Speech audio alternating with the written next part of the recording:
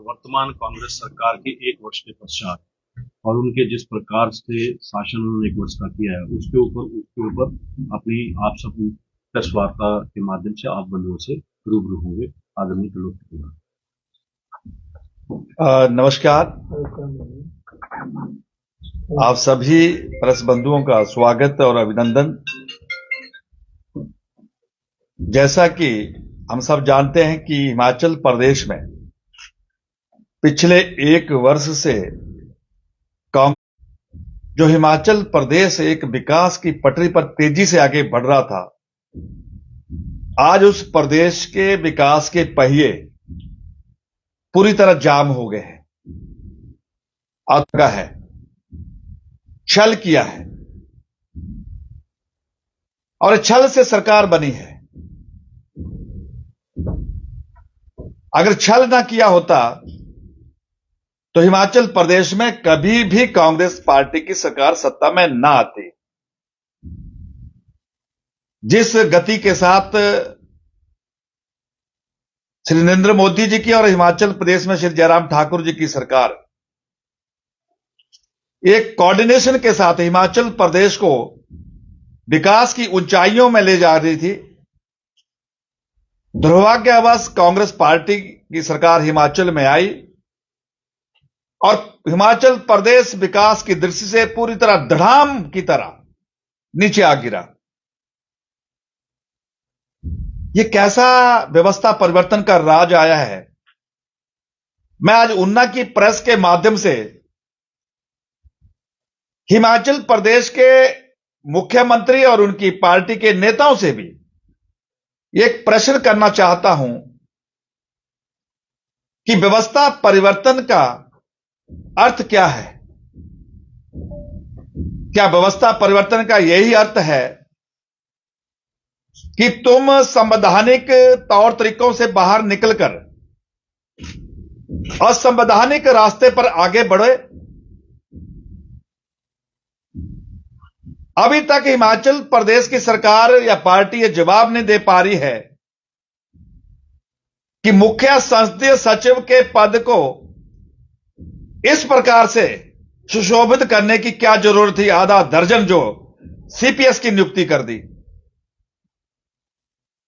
आप एक तरफ तो यह कहते हैं कि प्रदेश आर्थिक बोझ से, उसकी परेशानी से घिरा हुआ है, फिर आधा दर्जन सीपीएस की नियुक्ति करने की वजह क्या है? सच यह है, इसकी वजह यह है कि प्रदेश की सरकार में अपना आत्मविश्वास ही नहीं है। उनको यह लगता है कि एक धड़ा अगर नाराज हो गया तो हमारी सरकार कभी भी जो है वो आधे रास्ते पर साथ छोड़ सकती है। और दूसरा सवाल यह किया था हमने कि छोटे से प्रदेश में आपको आधा दर्जन सलाहकार की क्या आवश्यकता पड़ गई?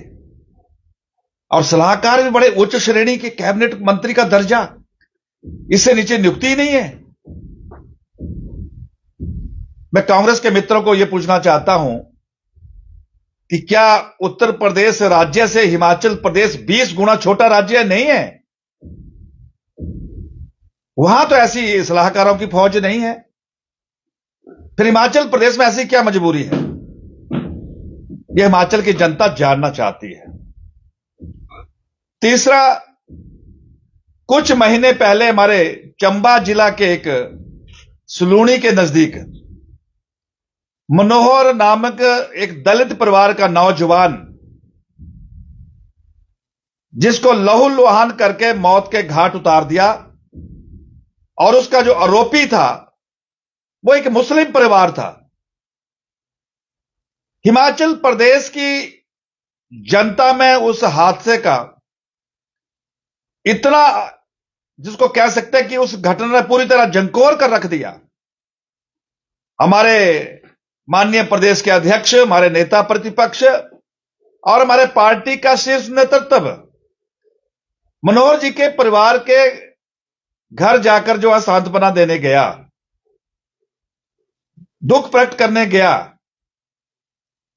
लेकिन हिमाचल प्रदेश के मुख्यमंत्री या हिमाचल प्रदेश के उप मुख्यमंत्री या हिमाचल प्रदेश के कोई भी एक मंत्री मनोहर लाल के घर जाने की हिम्मत नहीं कर पाया। और अगर यह किसी भाजपा शासित राज्य में घटना घटती तो दिल्ली के जो कांग्रेस के नेता है, चाहे वो श्रीमती प्रियंका गांधी हो या श्री राहुल गांधी हो, मुझे लगता सूर्य भी ना निकलने देते हो। आखिर मनोहर के घर जाने में कठिनाई क्या है?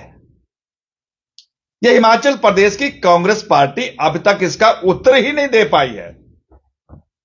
कांग्रेस बेशक उत्तर ना दे, इसका उत्तर हिमाचल प्रदेश के लोगों के पास है कि अगर कांग्रेस पार्टी के नेता राहुल गांधी या प्रियंका गांधी या उनके मुख्यमंत्री उस दलित परिवार के घर में अफसोस व्यक्त करने चले गए तो आरोपी जो था एक मुस्लिम परिवार था और वोट की राजनीति बीच में थी कि कहीं मुस्लिम वर्ग जो है वो उनसे नाराज ना हो जाए। इस प्रकार की राजनीति करती कांग्रेस पार्टी, यह सच है बिल्कुल। और फिर कहते हैं कि हम हिमाचल प्रदेश में 97% हिंदूवादी वाले राज्य को जो पराजित करके आए। आखिर क्या दिखाना चाहती है कांग्रेस पार्टी?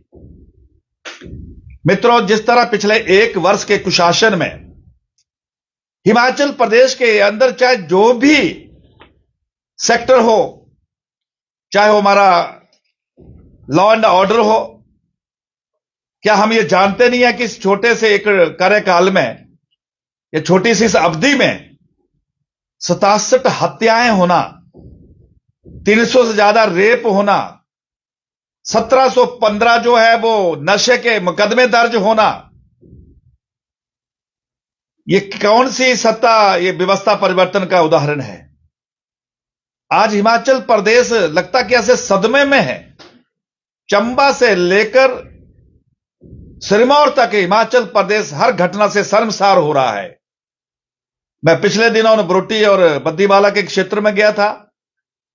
वहां लोग कह रहे थे कि किस प्रकार से यहां सरेआम हथियारों को लेकर बिना लाइसेंस के यहां पर दंड दनाते हैं, धमकियां देते हैं, फिरौती वसूल करने की जो है कोशिश करते हैं।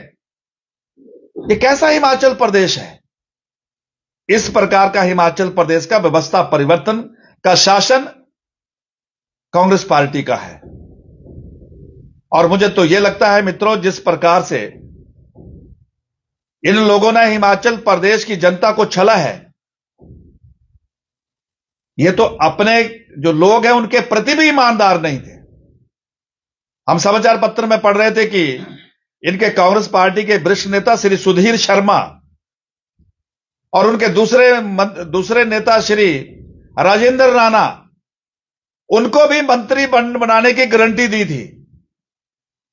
तो अपने लोगों की गारंटी नहीं पूरी हुई तो वो प्रदेश के लोगों की गारंटी को क्या पूरा कर पाएंगे?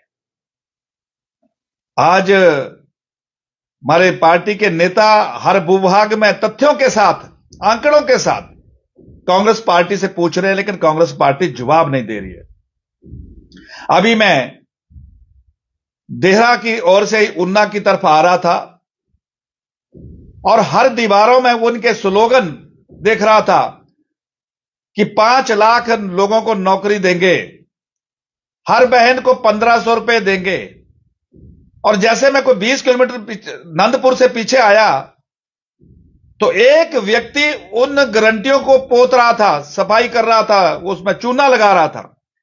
मैंने कहा भाई ये चूना क्यों लगा रहे हो, शादी आई है क्या? बोलते नहीं जी, हमें एक टेंडर मिला है कि जहां जहां भी गांवों में इस प्रकार की चुनावों में जो ये गारंटियों की बात लिखी गई है उसको लोकसभा चुनाव से पहले पहले जो है मिटाना है। तो मैंने पूछा भाई इसका कितना टेंडर हुआ है? तो कहते टेंडर को तो हमारे मालिक को पता, हम तो उनके मजदूर हैं। यह स्थिति आ गई हिमाचल प्रदेश के अंदर। लेकिन मैं आपके मीडिया के माध्यम से कांग्रेस मित्रों को यह बताना चाहता हूं कि वो टेंडर करके जो दीवारों में जो उन्होंने जनता को छलने का प्रयास किया, जो स्लोगन लिखे हैं, जो झूठी गारंटियां लिखी है, उनको पोत देंगे। लेकिन जनता के दिलों में जो इनकी झूठी गारंटियां बसी है उसको नहीं पहुंच पाएंगे। और मैं ये पूरे विश्वास के साथ कह सकता हूं कि हिमाचल प्रदेश में आने वाले चारों लोकसभा सीटों में जो है भारतीय जनता पार्टी पहले से भी ज्यादा ताकत के साथ नरेंद्र भाई मोदी जी को अपना आशीर्वाद देगी। मुझे इस बात की भी प्रसन्नता है कि जिस संसदीय क्षेत्र में आज मैं आपके बीच में पत्रकार वार्ता में जुड़ा हूं, हमारे यहां के लोकप्रिय सांसद और भारत सरकार में केंद्रीय मंत्री और देश के युवाओं के आइकॉन ऐसे हमारे श्री अनुराग ठाकुर जी, लगातार हम उनको मीडिया में प्रमुखता से देखते हैं और हमें इस बात का फख्र है कि वो नरेंद्र भाई जैसे एक मजबूत सरकार की जब कैबिनेट मीटिंग उसकी ब्रीफिंग जब करते हैं तो हिमाचल प्रदेश के हर नौजवान का सीना चौड़ा हो जाता है।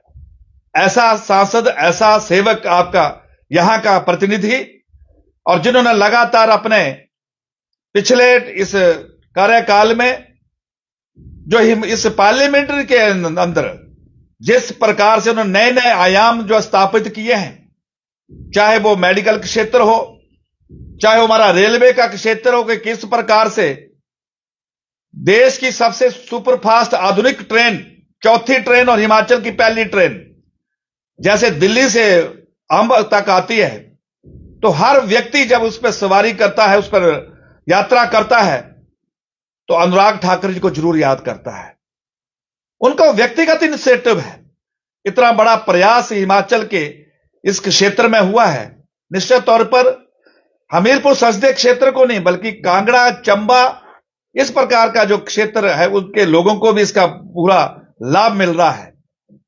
आज हम देख रहे हैं कि किस प्रकार से आपके ऊना में जो सैटेलाइट पीजीआई आदरणीय नड्डा जी जब देश के स्वास्थ्य मंत्री थे तो उनके आशीर्वाद से और अनुराग ठाकुर जी के विशेष सहयोग से, चाहे हमारा एम्स है, चाहे हमारे मेडिकल क्षेत्र में जो हॉस्पिटल बन रहे हैं, चाहे हमारा हाइड्रो इंजीनियरिंग कॉलेज है, चाहे आपकी चमचमकाती नेशनल हाईवे की इस प्रकार की सड़कें हैं, मैं सच में हमीरपुर पार्लियामेंट्री के लोगों को बधाई देना चाहता हूं कि जिस प्रकार से श्री अनुराग ठाकुर जी ने अपने क्षेत्र की एक सच्चे सेवक के रूप में चिंता की है, निश्चित तौर पर आने वाले लोकसभा चुनाव में अनुराग ठाकुर जी को उतनी ही ताकत से आशीर्वाद भी मिलेगा।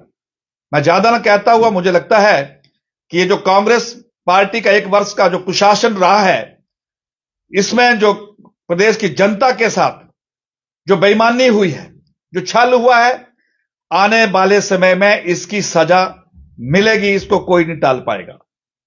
धन्यवाद।